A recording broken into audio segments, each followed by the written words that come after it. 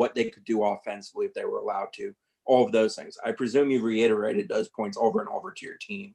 So when you hit the field Saturday and you allow that kind of stuff, why do you think there's a disconnect between what you're explaining and telling and what's actually happening?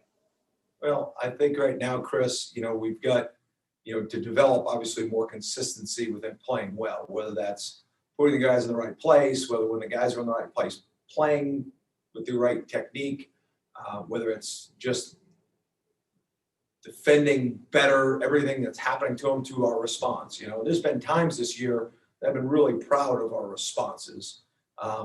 But sometimes, on defense, it's always like if you've got 11 guys and 2 guys don't do their job, sometimes the ball doesn't find them. It just seems like the ball's finding everything that is wrong gets exemplified when you're not playing well, and so the lessons are there.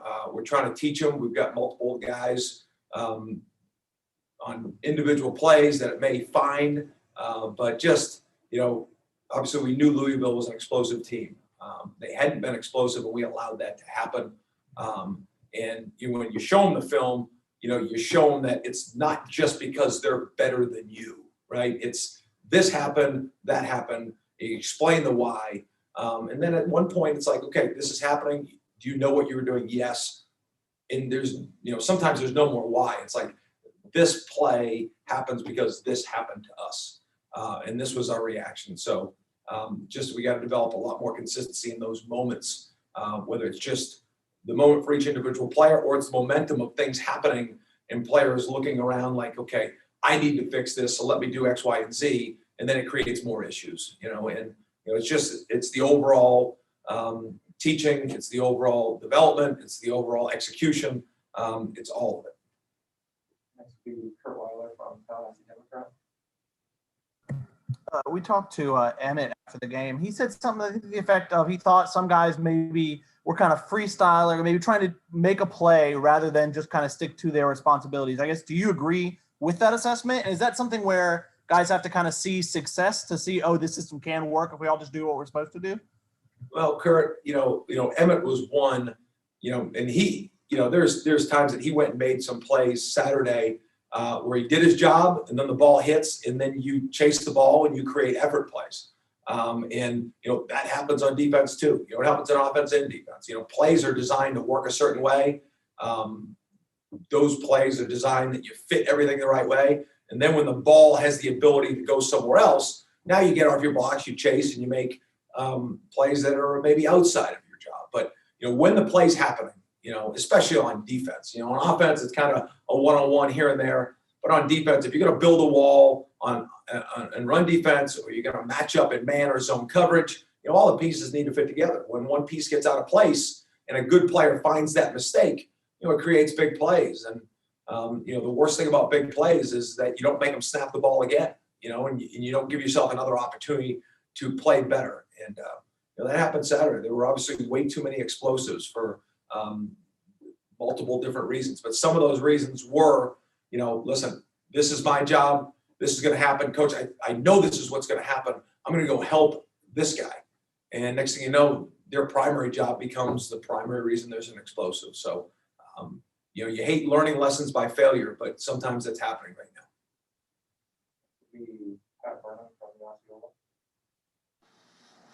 Hey, Coach, as you mentioned, the big plays have been an issue this year. Do you do anything as different as coaches on the defensive side of the ball to reinforce players playing discipline and within their responsibility? And is there any do you consider simplifying or cutting down on the number of things you're asking these guys to do? Yeah, well, Patrick, we, during the course of practices, and I truly believe this, there's a D-line that can make a mistake, there's a linebacker that can make a mistake, but most explosives fall in the secondary. When things don't get fit up right, there's still post offenders or safeties that can converge on the ball and get the ball ground. So that needs to happen better, with whatever safeties are on the field.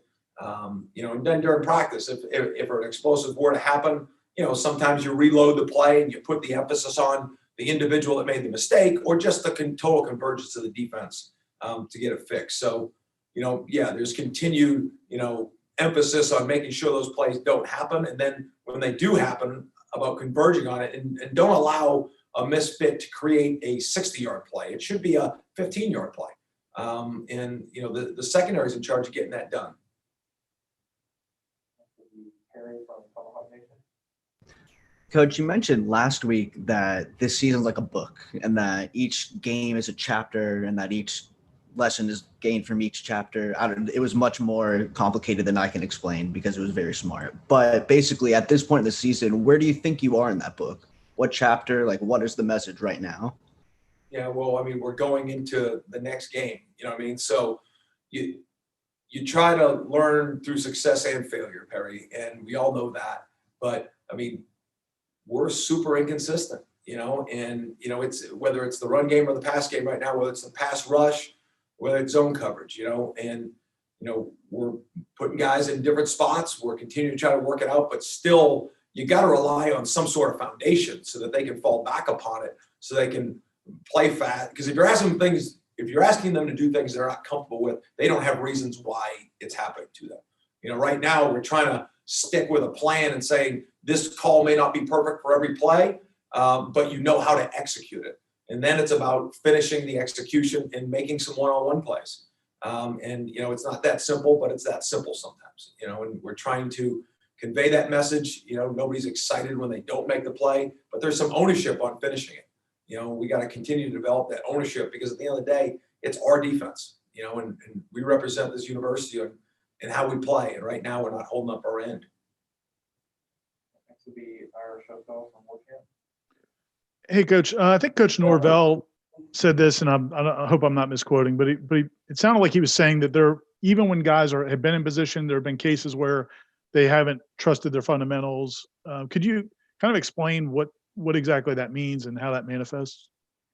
Well, I mean, that was his quote. I think probably to summarize what he means is, you know, whether it's a one-on-one in the throw game or the pass game, obviously there's a technique to make multiple plays, whether it's tackling, whether it's leveraging the ball when it bounces outside your gap, whether it's getting your eyes back when you're in phase on a ball and pass coverage, you know, and just, you know, when the moment happens, you know, I mean, there's been times when the moment happens, we've seen guys go and make plays, and we like to make sure they understand that because that's what the expectation is.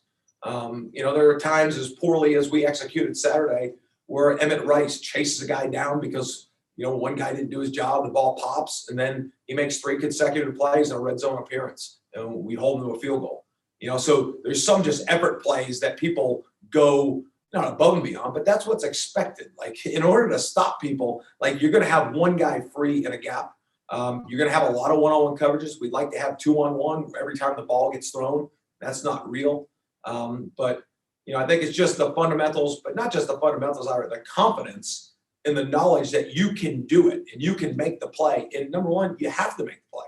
And it's the only way we can stop guys is when, you know, those situations happen, and then, you know, just making sure that the space isn't too large for the players that have to make the play.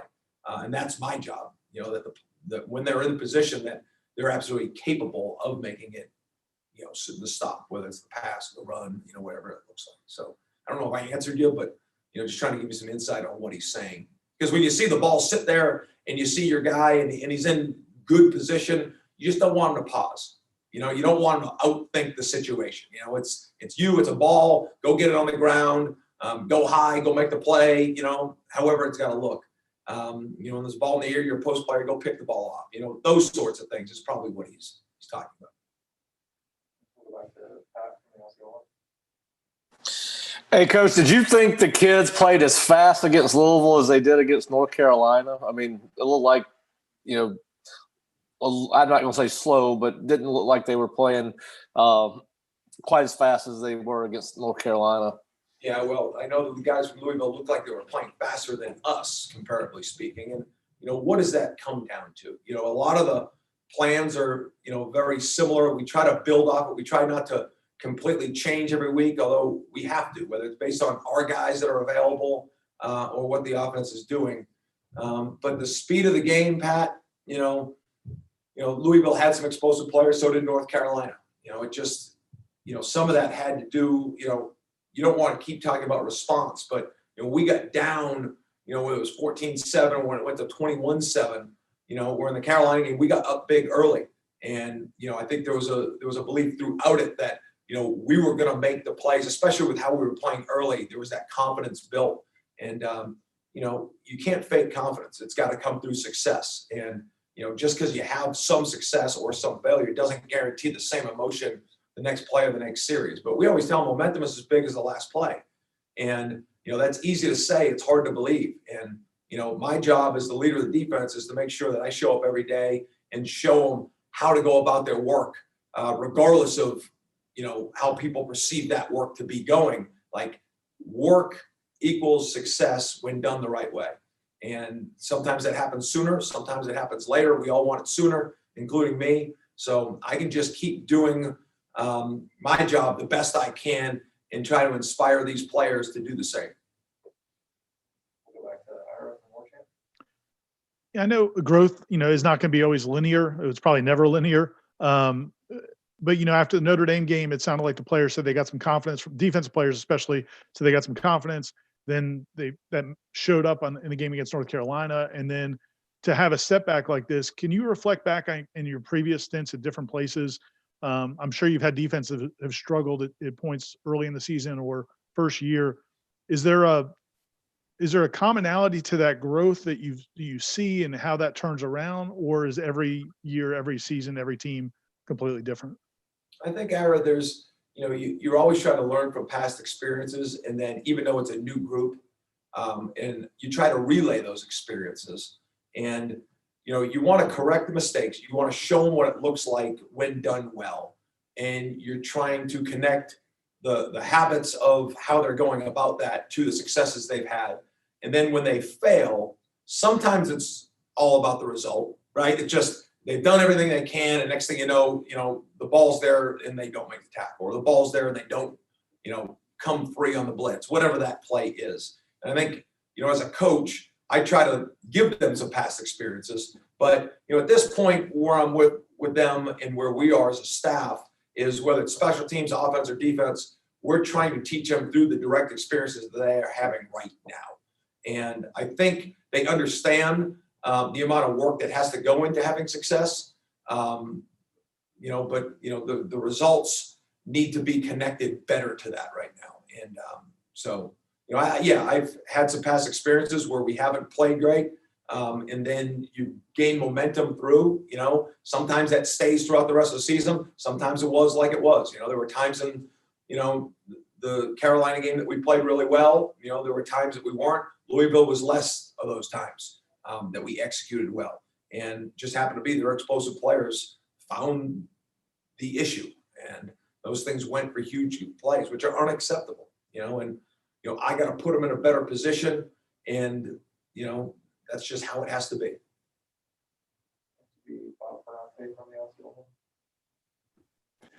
Coach, I'm curious about Amari Gaynor. His role seems to be kind of evolving a little bit here. I know against North Carolina, he played about 10 snaps. Roughly, what were his snaps against Louisville, and just kind of how do you see his role evolving here?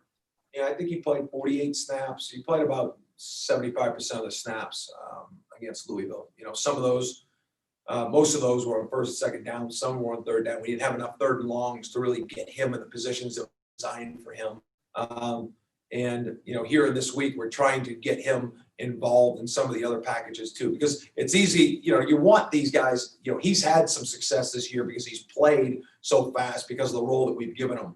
We want to continue to put him in different spots, but that just isn't a plug and play for him. I don't want somebody to go out there and fail because we haven't put him in a position to have success. So trust me, we are doing everything we can to get Amari and some of the other guys we have that we have confidence in playing as many snaps as they can in the right spots. Amari's one of them. We'll go back to Ira for the last one. When it comes to the players' confidence, do you guys, and I know Coach Norvell has a really open policy about players being on social media and things like that. Do you guys discourage them from listening to some of what's going out there, whether it's former players or fans or media, or do you let them kind of maneuver that on their own? I give them advice. As a coach, you're a father figure, you're a mentor, you're an uncle. You give advice on everything. And you try to assimilate, People say bad things about everybody. People pat you on the back when you do well. That's part of the wave of what we do, and listen, you want to work in a place where it's really important, so you can't just be in it and say, well, why aren't you supporting us all the time? Yeah, you want support all the time, but that's not real. If people are passionate about success, they're gonna be passionate about failure or not meeting expectations too, and whatever that looks like, whether it's high or low expectations or not, it's all part of it. And we're in a position that you got to respect that, right? And you're not always going to like what people say, but it's not real to tell the players be closed off from all things outside of this building. That's not real. That's not going to help them grow either, because that's not real life. And so not embrace it, but understand it and don't react. The only way you should react is for your own improvement. And, whether it's a negative comment or a positive comment, they're all said with something in mind. And I think we should just appreciate the passion that we have here and deal with it. And, in successful times, it'll be a great place to be. We just got to go through that process to make sure these successful times need to show up. All right. Thank you, Coach. Thanks, guys.